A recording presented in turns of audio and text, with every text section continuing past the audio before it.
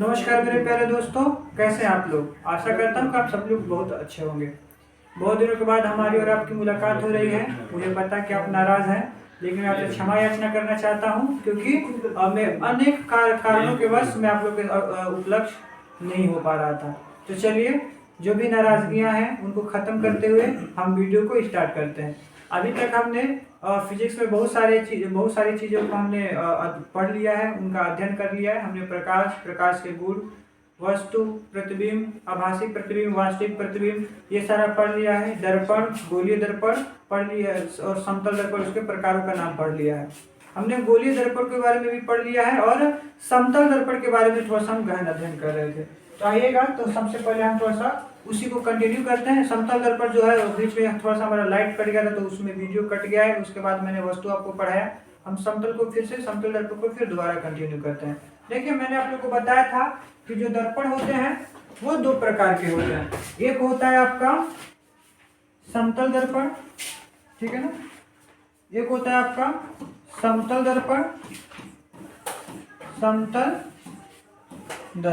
थोड़ा सा चेक करेंगे भाई कि थोड़ा सा उसमें दिखाई दे रहा है कि नहीं, जो लिखा जा रहा है दिखाई दे रहा है कि नहीं, ठीक है ना। ये समतल दर्पण दूसरा हमने पढ़ा था, ठीक है ना। मैं इसको थोड़ा सा सही करने का प्रयास करूंगा, ठीक है ना।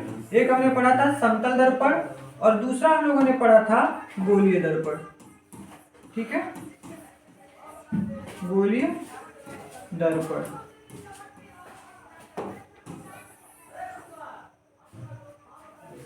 ठीक है।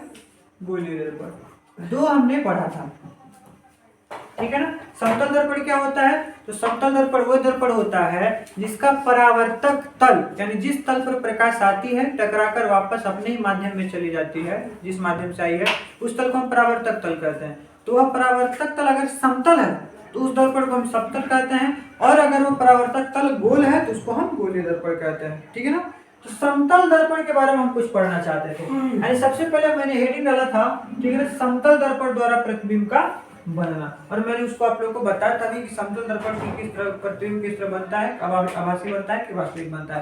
तो ये चीजों को अध्ययन करते हैं। बहुविकल्पी क्वेश्चन के लिए बहुत इंपॉर्टेंट होता है ये 4 पॉइंट, ठीक है। ये 4 पॉइंट अगर हम पढ़ ले रहे हैं, ठीक है ना, ये हमारे बहुविकल्पी नोट्स के लिए बहुत इंपॉर्टेंट होता है ये 4 पॉइंट, ठीक है ना। आइए पढ़ते हैं कौन कौन है।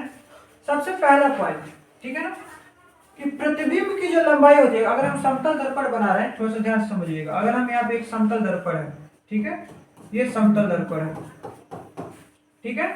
अगर मैं यहाँ पे कोई एक बिंदु वस्तु रख दिया हूँ, इसमें से पहली प्रकाश किरण जो जाएगी वो ऐसे प्रकाश की किरण इस सतह पर लंबवत पड़ेगी। और मैंने आपको बताया था कि जब प्रकाश किरण किसी सतह पर लंबवत पड़ती है तो वह उसी मार्ग में वापस चली जाती है, जिस मार्ग से गई है उसी मार्ग से वापस चली जाती है। इस स्थिति में जो अपवर्तन कोण होता है या फिर आपतन कोण होता है या परावर्तन कोण होता है, या ये जितनी भी कोणें होती है वो सारी की सारी जीरो होती है। आपसे कभी कोई क्वेश्चन पूछे कि बताओ किस स्थिति में आपतन कोण और परावर्तन कोण शून्य होती है, तो जब प्रकाश किरण सतह पर लंबवत पड़ रही है, यानी इधर भी आपका 90 अंश का कोण बन रहा हो और फिर इधर भी आपका 90 अंश का कोण बन रहा हो, तो इस स्थिति में जो आपतन कोण और परावर्तन कोण होता है वो 90 क्या नाम है, शून्य होता है, 0 डिग्री का होता है, ठीक है ना।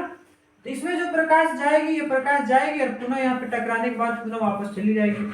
दूसरी प्रकाश किरण जो होगी वो यहाँ पे जाएगी, तिरछी पड़ेगी, और जब तिरछी पड़ेगी तो जाहिर सी बात है यहाँ पे आपका आपतन कोण और परावर्तन कोण बनेगा। यहाँ पे टकराएगी और टकरा कर चली जाएगी। अगर हम यहाँ पे लंब एक लंब खींचे तो यहाँ पे आपका ये अगर प्रकाश ऐसी आ रही है तो ये आपका आई हो जाएगा आपतन कोण, और ये हो जाएगा आपका परावर्तन कोण हो जाएगा, ठीक है ना। अब देखिए, थोड़ा सा इसको समझिए। अब क्या हो जाएगा, ठीक है ना। अब मान लीजिए ये तो इधर चला जा रहा है, ये जो प्रकाश किरण यहाँ पे टकरा कर इधर चली जा रही है, और ये जो प्रकाश किरण इधर जा रही है और टकरा कर इधर जा रही है। अब ये क्या दोनों प्रकाश किरणें कहीं आपस में मिलेंगी? नहीं मिलेगी, क्योंकि ये जा रहा है इधर, ये जा रहा है इधर, तो ये ऐसे फैलते हुए जा रहा है, ये कभी मिलेंगे नहीं। अच्छा, मिलेंगे नहीं तो प्रतिबिंब क्या बनेगा? प्रतिबिंब किसे कहते हैं? कि किसी वस्तु से चलने वाली दो या दो से अधिक किरणें जिस बिंदु पर मिलती है या मिलती हुई प्रतीत होती है, उस बिंदु को हम क्या कहते हैं, ठीक है, उस वस्तु का प्रतिबिंब कहते हैं। अच्छा, वो परावर्तन के या अपवर्तन के पश्चात मिलती है तब यह मिलती हुई प्रतीत होती है। तो यहाँ पे तो मिल नहीं रही है, तो यहाँ पे दूसरा कंडीशन लगेगा, प्लान बी। क्या लगेगा? प्लान बी लगेगा। इसको हम पीछे बढ़ाएंगे ऐसे करके, dash dash dash dash dash dash, इसको भी टैप टैप टैप बढ़ा देंगे। ये हमको ये छेद के जा नहीं रहा है, ये हमको प्रतीत होगा कि ये पीछे की तरफ जा रही है और ये दोनों किरणें यहाँ पर मिलती हुई प्रतीत हो रही है।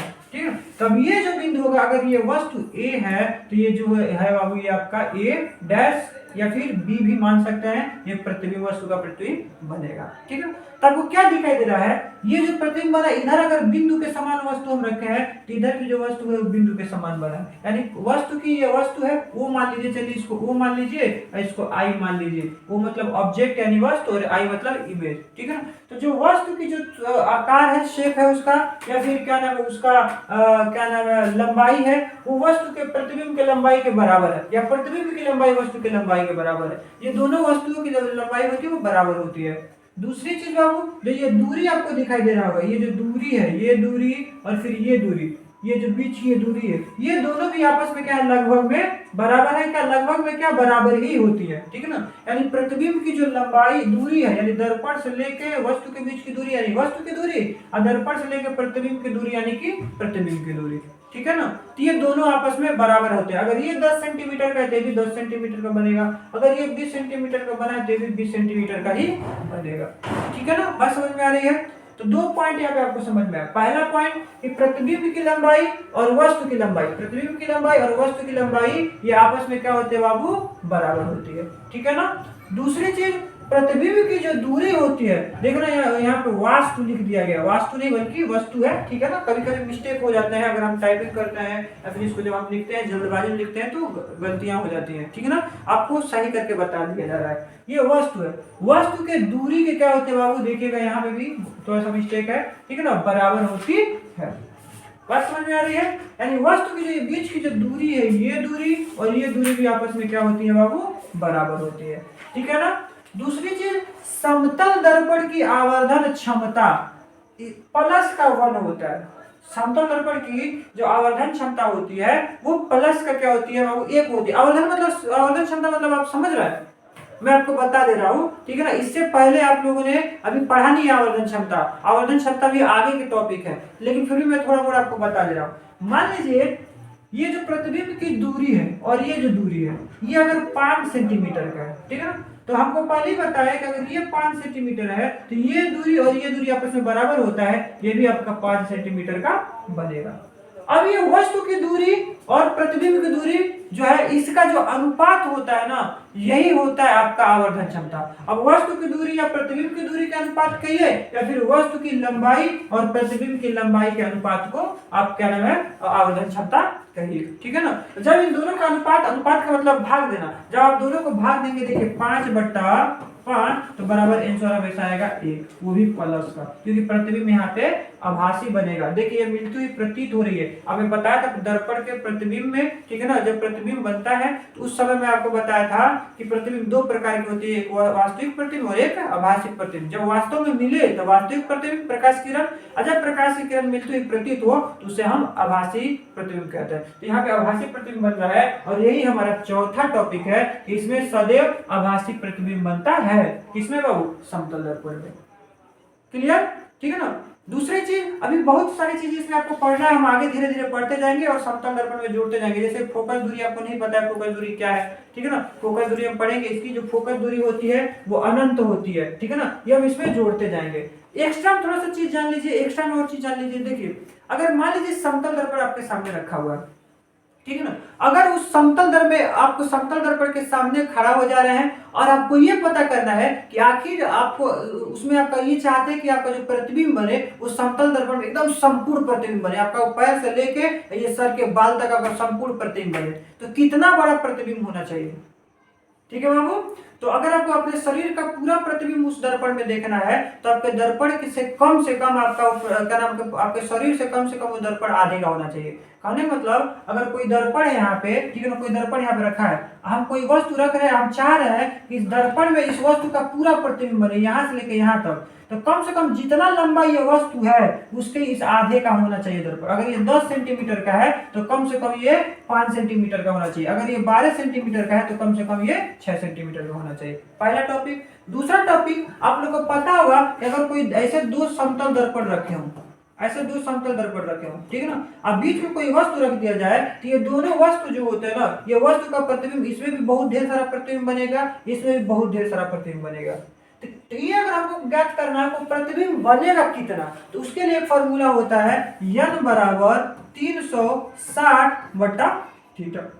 जैसे कि मान लीजिए अब ये थीटा यदि क्या होगा तो प्रतिबिंबों की संख्या है, कितना प्रतिबिंब बनेगा, और थीटा है इन दोनों दर्पणों को हम कितने कोण पर रखे हैं। मान लीजिए हम इसको रख दिए 60 अंश पर, ठीक है ना।